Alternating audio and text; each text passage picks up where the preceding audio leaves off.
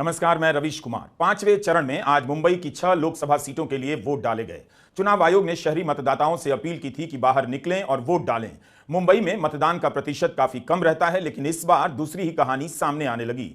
दोपहर होते होते विपक्ष के नेता ट्वीट करने लगे कि मतदान केंद्रों पर लाइनें लंबी हैं, जानबूझकर मतदान धीमा किया जा रहा है। उद्धव ठाकरे ने धीमे मतदान को लेकर प्रेस कॉन्फ्रेंस की। कांग्रेस नेता वर्षा गायकवाड़ ने भी मतदान धीमे होने और लंबी लाइनों को लेकर बयान दिया। 5 बजे तक मुंबई की 6 लोकसभा सीटों पर मतदान का प्रतिशत 50 से कम ही रहा, लेकिन मतदान केंद्रों के बाहर लंबी लंबी कतारें देखी गईं। अब इस लंबी लाइन को देखिए। मुंबई के विले पार्ले का मतदान केंद्र है। शाहजी राजे मार्ग के स्कूल पर लोगों की लाइन कितनी लंबी है, यह वीडियो दोपहर 3 बजे का है। ऐसे ही लंबी लाइनें कुछ और जगहों पर देखी गईं। इंडिया गठबंधन को लगा कि जानबूझकर देरी की जा रही है, लंबी लाइनों से हताश होकर लोग घर न चले जाएं, इसलिए शाम 5 बजे उद्धव ठाकरे ने एक अर्जेंट प्रेस कॉन्फ्रेंस बुलाई और लोगों से अपील की कि जो भी घर चले गए हैं वापस आएं और 6 बजे से पहले लाइन में लगें। कांग्रेस की वर्षा गायकवाड़ ने भी लंबी लाइनों को लेकर आरोप लगाया। उद्धव ठाकरे का कहना है कि उन्हीं इलाकों में मतदान को धीमा किया जा रहा है जहां पर इंडिया गठबंधन मजबूत है। चुनाव अधिकारी ने कहा कि हम लाइन में लगे लोगों को टोकन बांटेंगे और जितने भी लोग लाइन में लगे होंगे उनका मतदान कराया जाएगा। तो मैं सारे मतदाताओं को एक रिक्वेस्ट करता हूं, विनती करता हूं कि चाहे सुबह के 5 भी बज जाए, लेकिन आज जब तक समय दिया हुआ है उसके पहले आप मतदान केंद्र में जाइए। अगर सुबह कुछ भी असुविधा के कारण आप घर लौटे हो तो वापस जाइए, और कल सुबह 5 भी बज जाए, 6 भी बज जाए, कोई भी वहां से हिलेगा नहीं। आपको वोट करने का अधिकार है और आप वोट देने के बिना वो जो केंद्र है वो बंद नहीं हो सकता। और सारे लोगों को मैं ये कहता हूं कि जहां जहां ये असुविधा है, जहां पर ये जानबूझकर देर लगाई जा रही है, वहां का उस केंद्र का नाम और वहां अंदर जो इलेक्शन कमीशन के लोग बैठे हुए हैं उनका नाम हमें अगर बता दे तो हम अदालत में भी जाएंगे और साथ ही साथ कल प्रेस में वो लिस्ट हम जाहिर करेंगे। मुंबई की सभी सीटों पर शाम 6 बजे तक 50% से भी कम मतदान हुआ। बीजेपी के नेता देवेंद्र फडणवीस ने भी मुंबई में धीमे मतदान की शिकायत की। उन्होंने भी चुनाव आयोग से गुजारिश की कि धीमे मतदान की शिकायतों को देखें और तुरंत कार्रवाई की जाए। मुख्य चुनाव अधिकारी एस चोकालिंगम का बयान आया कि उन्होंने सभी रिटर्निंग अफसरों और कलेक्टरों को आदेश दिया है कि रिजर्व स्टाफ को भी ड्यूटी पर लगाएं और मतदान कराएं। उन्होंने कहा कि सुबह के वक्त लंबी कतारें थी मगर धीरे धीरे कम होती चली गईं। मुंबई में संगीतकार अमित त्रिवेदी वोट नहीं डाल पाए। उन्होंने इंस्टाग्राम पर एक वीडियो जारी करते हुए जानकारी दी है कि उनके पास सारे दस्तावेज थे, वोट की रसीद मिलने के बावजूद वोट डालने नहीं दिया गया। अमित त्रिवेदी ने कहा है कि उनके बूथ पर 200-300 लोगों को वोट डालने का मौका नहीं मिला। He checked on his phone also. He checked all my details. He did everything for half an hour. And after that he's saying, sorry नहीं है सर, you can't vote. तो ऐसे मतलब मैं वोटिंग कर नहीं पाऊंगा। नो सर, नहीं कर पाएंगे। बहुत लोग डिसअपॉइंटेड गए थे, 200-300 लोग ऐसे डिसअपॉइंटेड गए। बहुत लोग के साथ हो रहा है, पता नहीं। Fine, so I couldn't vote. Mumbai की 6 लोकसभा सीटों के अलावा महाराष्ट्र के धुले, नासिक, पालघर, भिवांडी, ठाणे में भी वोट डाले गए। उत्तर प्रदेश अब आते हैं। यहां की 14 लोकसभा सीटों पर मतदान चल रहा था, लेकिन बहस चल रही थी फूलपुर में आई रैली को लेकर। इस रैली में इतनी भीड़ आ गई कि आज भी मुख्यमंत्री योगी आदित्यनाथ और अखिलेश यादव इसे लेकर एक दूसरे पर निशाना साधते रहे। प्रचंड गर्मी के बीच मतदान की खबरों में इस भीड़ का तड़का लगा रहा, मगर अफसोस 5वें चरण में भी यूपी के मतदान में वो बात नहीं दिखी जिसकी तैयारी जनवरी महीने में राम मंदिर के उद्घाटन के साथ शुरू हो गई थी। बीजेपी को लगा कि 2024 में 80 सीटों के उत्तर प्रदेश में जय श्री राम का ही नारा गूंजेगा। उसने मोदी मोदी का नारा बंद तो नहीं किया, लेकिन जय श्री राम का नारा मोदी मोदी की तरह लिया जाने लगा। अयोध्या फैजाबाद लोकसभा क्षेत्र में आता है।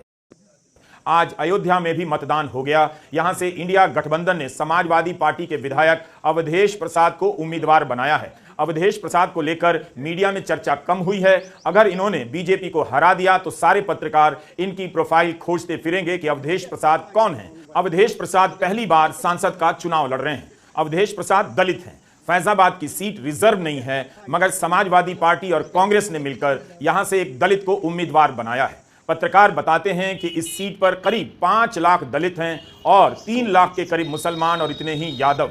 अगर यह संख्या ठीक है और तीनों का वोट गया तो अयोध्या का रिजल्ट चौंकाने वाला हो सकता है। 2020 के विधानसभा चुनाव में अवधेश प्रसाद मिल्कीपुर रिजर्व सीट से विधायक बने थे। अवधेश प्रसाद मौर्य को आप ठीक से देख लीजिए। 1992 में बाबरी मस्जिद के ध्वंस के बाद 1993 में जब उत्तर प्रदेश में विधानसभा चुनाव हुआ तब बीजेपी अयोध्या के अलावा फैजाबाद की सभी विधानसभा यानी 4 सीटों पर हार गई। यूपी में मुलायम सिंह यादव की सरकार बन गई। 2020 में जब राम मंदिर का शिलान्यास हुआ और उसके बाद विधानसभा का चुनाव हुआ तो अयोध्या जिले की 2 सीटों पर बीजेपी हार गई, जबकि पहले पांचों सीटों पर बीजेपी जीत चुकी थी। फिर अयोध्या नगर निगम का चुनाव होता है तो बीजेपी ने बहुमत ही खो दिया। यहां तक कि जिस वार्ड में मेयर रहते हैं उस वार्ड से निर्दलीय उम्मीदवार जीता और राम जन्मभूमि तीर्थ क्षेत्र के वार्ड में भी निर्दलीय ही जीता। जिस वार्ड में मंदिर आता है वहां एक मुस्लिम उम्मीदवार निर्दलीय चुनाव जीत गया।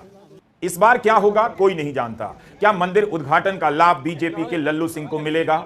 लल्लू सिंह 2 चुनाव जीत चुके हैं, तीसरी बार जीत गए तो हैट्रिक बनाएंगे। क्या लल्लू सिंह हैट्रिक बनाने जा रहे हैं? राम मंदिर और अयोध्या की चुनावी राजनीति का ट्रेंड अलग रहा है। 4 जून को फैजाबाद लोकसभा सीट के नतीजे पर नजर रखिएगा। इस वक्त फैजाबाद की चुनावी राजनीति में एक तरफा जोर नहीं चल रहा। आप नहीं कह सकते कि कोई नहीं है टक्कर में। फैजाबाद में 5 बजे तक का मतदान अच्छा हुआ, 57% से अधिक रहा। लेकिन यूपी में चर्चा फूलपुर की रैली की है। अब हम इस पर आते हैं, लेकिन आप फैजाबाद भूल मत जाइएगा। फूलपुर लोकसभा क्षेत्र में आई यह भीड़ उस मिथक को तोड़ देती है कि यूपी में जय श्री राम के आगे सारे मुद्दे गायब हो गए हैं। अखिलेश यादव और राहुल गांधी ने भी ऐसी विशाल रैली नहीं देखी होगी। फूलपुर से समाजवादी पार्टी के उम्मीदवार अमरनाथ मौर्य ने इस रैली के लिए काफी तैयारी की। उनकी मेहनत पर पानी तो फिर गया, लेकिन उनकी सभा में आई भीड़ का वीडियो पूरे देश में वायरल हो गया। क्षमता से अधिक लोगों के आ जाने से स्पीकर और तार का संबंध टूट गया। अखिलेश यादव और राहुल गांधी सभा को संबोधित ही नहीं कर सके। इसके बाद राहुल और अखिलेश यादव ने एक वीडियो रिकॉर्ड किया, आपस में बातचीत की और वहां से चले गए। इस बातचीत में दोनों मानते रहे कि इस बार जिस तरह का गठबंधन हुआ है पहले कभी नहीं हुआ। बट मुझे लगता है कि अब एक नई तरीके की पार्टनरशिप बन गई है, क्योंकि जो इस बार हमारा कोऑपरेशन है शायद पहले ऐसा कोऑपरेशन नहीं है। मतलब बिल्कुल सब जुड़ गए। सबसे अच्छा ये है कि जितना उन्होंने कहा 2 लड़कों की जोड़ी, उतना युवा आपसे हमसे इंडिया गठबंधन से और जुड़ गया। तो ये नेचुरल अलायंस है और नेचुरल अलायंस इसलिए लोग महसूस कर रहे हैं कि वो चाहते हैं कि नौकरी और रोजगार मिले,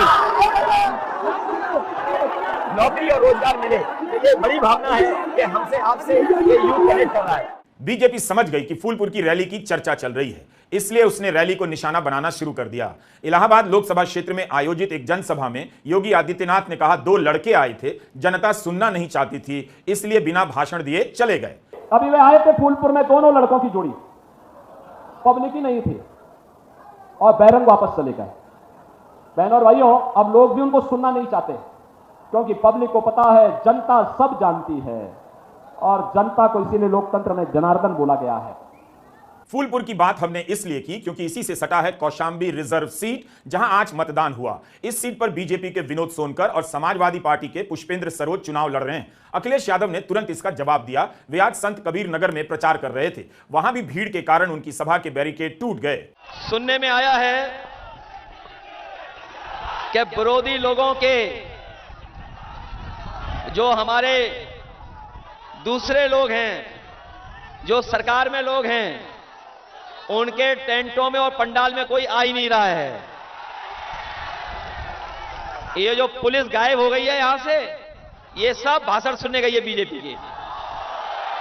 उनकी वर्दी उतरवा करके सादा कपड़े पहना के उनकी सभाओं में बैठा दिया जाता है। अगर फूलपुर की प्रचंड सभा का कौशांबी की सीट पर असर हुआ तो बीजेपी के लिए चिंतित होना स्वाभाविक है। कौशांबी में ही आता है प्रतापगढ़, जहां से जनसत्ता पार्टी के रघुराज प्रताप सिंह विधायक हैं। राज्यसभा के चुनाव में बीजेपी को उन्होंने समर्थन दिया, मगर लोकसभा के चुनाव में बीजेपी ने उन्हें कोई सीट नहीं दी। अभी तक रघुराज प्रताप सिंह चुप थे, इशारे में बात कर रहे थे, लेकिन अनुप्रिया पटेल के ललकारने के बाद अब उनके लिए चुप रहना मुश्किल हो गया। आज उन्होंने कह दिया कि सीटिंग एमपी विनोद सोनकर के खिलाफ नाराजगी है। उनके कहते ही साफ हो गया कि उनके समर्थकों का वोट समाजवादी पार्टी की तरफ जाएगा। ईडी के डर से कांग्रेस, सपा, शिवसेना के नेता अपने घर से कुर्सी, टेबल, ग्लास, लोटा, थरिया, बर्तन, कंचा सब लेकर गमला तक बीजेपी में चले गए, मगर रघुराज प्रताप सिंह ने बीजेपी के उम्मीदवार का विरोध कर दिया।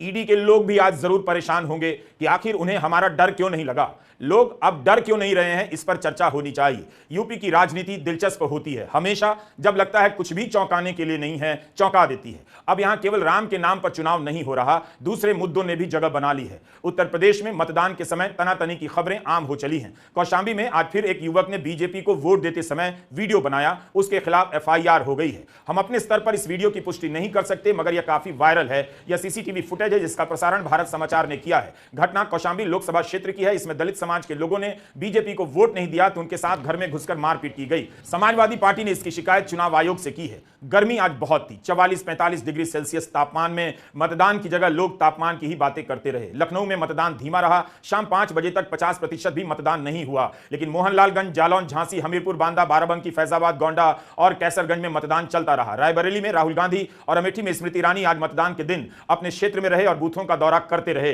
कन्नौज में जिस तरह से अखिलेश यादव ने मतदान के दिन मोर्चा संभाला था, उसी तरह आज हनुमान मंदिर में दर्शन के बाद राहुल गांधी रायबरेली के बूथों का निरीक्षण करने निकल गए। यहां कांग्रेस ने बूथों पर बूथ योद्धा बनाया है, उन सभी से मुलाकात की। रायबरेली में मतदान शुरू होने के बाद ईवीएम खराब होने की खूब शिकायतें आईं। रायबरेली के जिला अधिकारी के अनुसार 43 ईवीएम मशीनों को बदलना पड़ा, 20 कंट्रोल यूनिट और 21 वीवीपैट मशीनें बदलनी पड़ी। मीडिया रिपोर्ट के अनुसार रायबरेली के बूथ नंबर 312 पर कांग्रेस के कार्यकर्ताओं से बस्ता छीनने की भी शिकायत आई है। बस्ते में मतदाताओं की पर्ची होती है। खराखव गांव में भी कांग्रेस का बस्ता नहीं लगने दिया। खबर आई तो राहुल गांधी वहां पहुंच गए। राहुल गांधी कचुरिया पोलिंग सेंटर गए तो 2 बूथों पर सीसीटीवी कैमरा नहीं मिला और इसे लेकर शिकायत की। उधर अमेठी से तीसरी बार चुनाव लड़ रही थी स्मृति ईरानी, वे भी बूथों का दौरा करती रहीं। अमेठी में जिस घमासान की बात कही जा रही थी, मतदान में काफी देर तक उतनी तेजी नहीं आई, लेकिन अमेठी में 5 बजे तक करीब 53% मतदान हुआ। रायबरेली में मतदान अमेठी से ज्यादा हुआ, शाम 5 बजे तक 56%। बाराबंकी में सबसे अधिक करीब 65% मतदान हुआ है। आज 5वें चरण का मतदान संपन्न हो गया। इस भीषण गर्मी में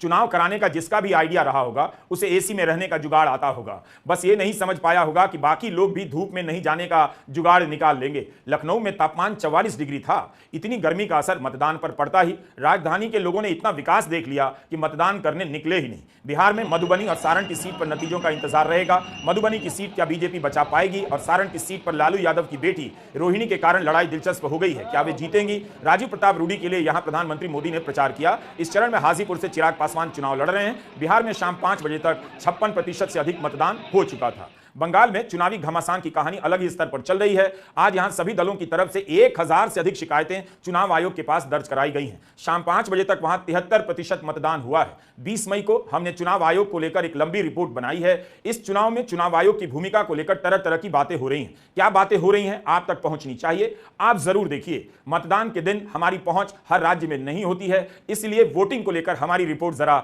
सीमित होती है। नमस्कार, मैं रवीश कुमार।